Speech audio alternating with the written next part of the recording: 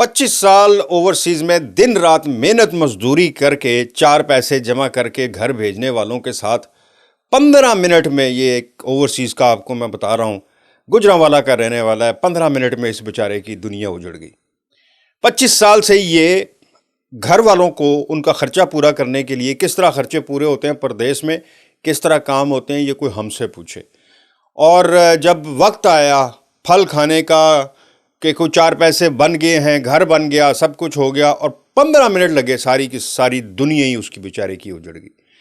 ذوالفقار ہے جی، یہ بتا رہے ہیں کہ یہ 25 سال سے اٹلی میں بیچارہ رہائش پذیر تھا، اور 5 بچے ہیں اس کے، 3 بیٹیاں اور 2 بیٹے۔ 16 مئی کو وہ کہہ رہا ہے کہ میں پاکستان گیا ہوں۔ اب یہ تھوڑا سا میں آپ کو بیک گراؤنڈ دے دوں، چونکہ بعض دفعہ مجھے یہ کہا جاتا ہے جی کہ آپ بیک گراؤنڈ تو بتایا نہیں، تو ہمیں تو سمجھ ہی نہیں آئی کیا ہوا۔ دوسرا، آج میں تھوڑا سوشل میڈیا کا اور ہمارے جو اپنے معاشرتی جو اخلاق ہیں اس کیس کے اندر، ذرا وہ بھی دیکھیے گا، ان پہ بھی غور فرمائیے گا کہ ہم کس سٹیج پر پہنچ گئے۔ یہ میں ذوالفقار کا آپ کو بتا رہا تھا، یہ اٹلی میں ہوتا ہے۔ 16 مئی کو یہ کہہ رہا ہے کہ میں جمعے والے دن گیا ہوں، پاکستان پہنچا ہوں، اور ابھی 2 دن ہی گزرے تھے، ہنسی خوشی سب کچھ ہو رہا تھا۔ تو میں بینک گیا ہوں، یورو لے کے گیا ہوا تھا ساتھ۔ بینک گیا ہوں، بینک سے 12 لاکھ روپے میں نے کیش کروائے ہیں، اور 3000 یورو تھے گھر میں۔ تو میں وہ کیش کروا کر بیوی کے ساتھ بینک جا کر واپس آیا صبح 10:30 بجے۔ گھر میں 2 بیٹیاں تھیں جوان، ایک کی عمر 22 سال تانیہ، BBA کی اسٹوڈنٹ تھی، دوسری جو ہے وہ 2nd ایئر کی اسٹوڈنٹ تھی 19 سالہ انیلا، اور چھوٹی بیٹی جو ہے وہ تینوں گھر پہ تھی بچیاں۔ تو یہ کہہ رہا ہے کہ میں نے گھر میں آ کے ان کو پیسے دیے۔ پیسے دینے کے بعد میں نے کہا کہ بیٹا یہ پیسے پکڑو، اور میں تمہاری ماں کے ساتھ جا کے کچھ خریداری، کوئی گھر کا جو ہے کوئی کھانے شانے کے لیے کوئی چیزیں لے آئے مارکیٹ سے۔ میاں بیوی جو ہے ساتھ چھوٹی بچی کو بھی ساتھ لے گئے اور مارکیٹ چلے گئے۔ مارکیٹ جا کر کوئی تقریباً 1-1.5 گھنٹے بعد کہہ رہا ہے کہ میری وائف نے فون پہ گھر کیا، اپنی بیٹیوں کو موبائل پہ کال کی کہ ان سے پوچھ لوں کہ کھانے کے لیے انہوں نے کچھ الگ سے اگر پسند کیا ہو تو وہ بھی لے جائیں ساتھ۔ تو انہوں نے فون نہیں اٹھایا، کافی دیر کرتے رہے، پھر بھی انہوں نے فون نہیں اٹھایا، اور فون جب نہیں اٹھایا تو انہوں نے کال کی اپنے ہمسایوں کو کہ یار دیکھنا وہ بیٹیاں ہماری جو ہیں وہ کال نہیں اٹھا رہی ہیں۔ ہمسایوں نے جا کر دیکھا تو دونوں بچیوں کی ان کے کمرے کے اندر لاشیں پڑی ہوئی تھی، ایک کی لیفٹ سائڈ پہ، ایک کی رائٹ سائڈ پہ، خون میں لت پت، گولیاں لگی ہوئی ان کو۔ انہوں نے فون پہ ہی بتایا ان کو کہ جلدی پہنچو بھائی، تمہارے گھر میں تو قیامت برپا ہوئی ہے۔ اب اس میں تو ایک عجیب بات مجھے یہ بھی نظر آئی کہ ہمسایوں کو آواز نہیں آئی، گولیاں اتنی چل گئی، ہمسایوں کو آواز نہیں آئی، کسی کو بھی آواز نہیں آئی۔ وہ کہہ رہے ہیں ہم نے ہمسایوں کو کال کی، انہوں نے جا کے دیکھا۔ خیر اس تفتیش پر ہم بعد میں آئیں گے، پہلے ذرا واقعہ پورا بتا دوں، پھر اس میں بہت سارے جو مراحل ہیں اس پہ بات کرتے ہیں۔ کہہ رہے ہیں میں گھر پہنچا، گھر پہنچتے ہی ہمسایوں نے اور آگے پیچھے لوگوں نے پہلے ہی کال کر دی ہوئی تھی پولیس کو۔ پولیس پہنچ گئی اور سارا معاملہ دیکھا۔ گھر میں جو 12 لاکھ روپے تھے وہ بھی نہیں تھے، اور جو 3000 یورو تھے وہ بھی نہیں تھے۔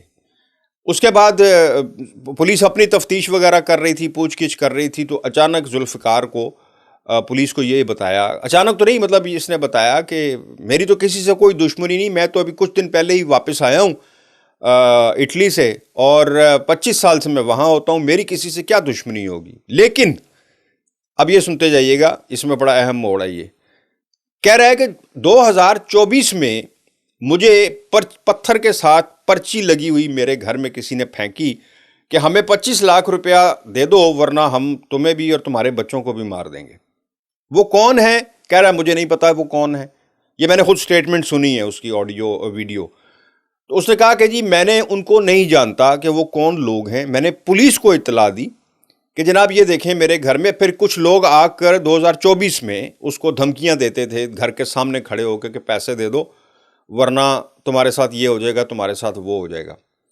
تو پولیس جو ہے وہ ایک دفعہ آئی ہے اس کے پاس، وہ بھی سفارش کروا کے کسی سے، اور انہوں نے کہا یہ ایویں مارتا ہے، کچھ بھی نہیں ہے، بس ایویں کر رہا ہے۔ تو کہہ رہا ہے میں نے پھر پرائیویٹ سیکیورٹی گارڈ ہائر کیے، باڈی گارڈ ہائر کیے، جو 5 مہینے تک میری بچیوں، چونکہ جوان بچیاں تھیں، میں ان کو اکیلا نہیں چھوڑ رہا تھا، میں ان کو باڈی گارڈز کو گھر کے باہر اور گھر کے اندر، یعنی کہ وہ ہر وقت ان کے ساتھ گارڈ کرتے تھے، ان کو پرائیویٹ ہائر کیے میں نے، اور 5 مہینے وہ رہے.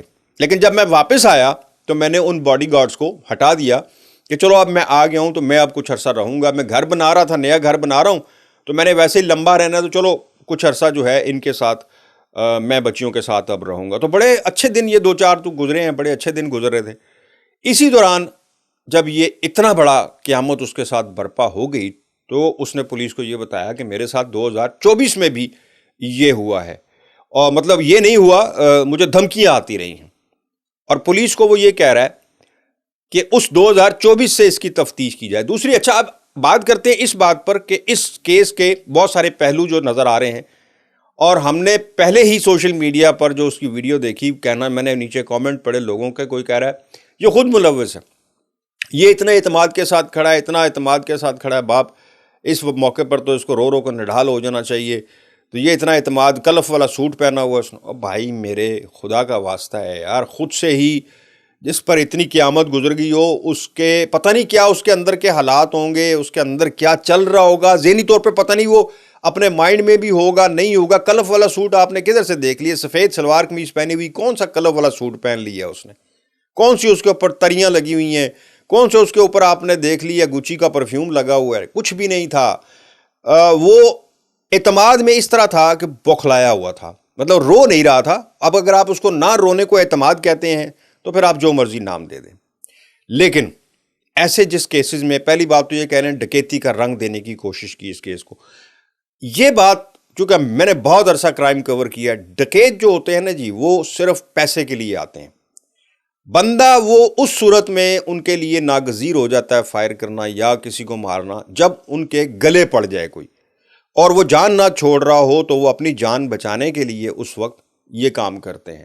لیکن وہ چونکہ بچیاں دونوں اکیلی تھی، اگر کوئی ڈکیت آ بھی گئے تھے اور اتنے خطرناک تھے جن کے پاس اسلحہ تھا، ان کو بچیاں کس طرح ان کے ساتھ لڑ سکتی تھی؟ معاملہ کچھ اور لگ رہا ہے.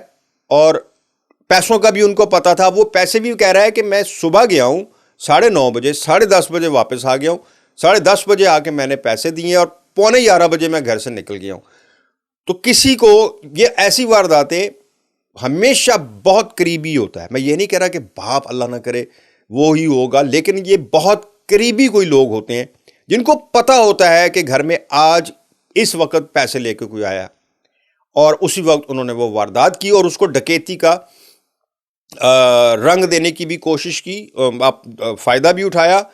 یہ معاملہ کچھ اور ہے، ڈکیتی نہیں لگ رہا مجھے. پہلی بات تو یہ. دوسری بات یہ کہ ہمسایوں کو جب کال کی تو وہ کہہ رہا ہے کہ جی ہمسایوں نے گھر جا کے دیکھا تو وہ مری بیچاری قتل ہوئی تھی، لیکن ہمسایوں کو کوئی آواز نہیں آئی گولیوں کی. اور دونوں ظاہر ہے 2 بچیاں جوان تھی اور ایک گولی بھی نہیں، کہہ رہے ہیں کہ سارا کمرہ بھرا ہوا تھا، خون سے لت پت ہوئی ہوئی.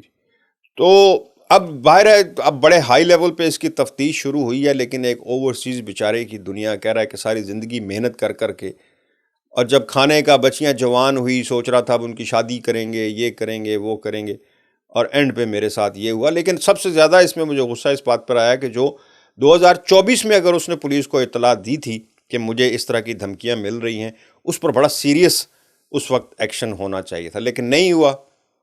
اس کا نتیجہ یہ بیچارے کی 2 بچیاں، جوان بچیاں، خوبصورت بچیاں جو ہیں وہ دنیا سے کوچ کر گئیں. بہرحال یہ گجرانوالا نوشہرہ ورکہ میں یہ واقعہ پیش آیا ہے. میں نے کہا یہ آپ لوگوں کو میں بتاؤں کہ یہ کتنا خوفناک اور کتنا افسوسناک واقعہ پیش آیا ہے. مجھے دیں اجازت. اللہ حافظ.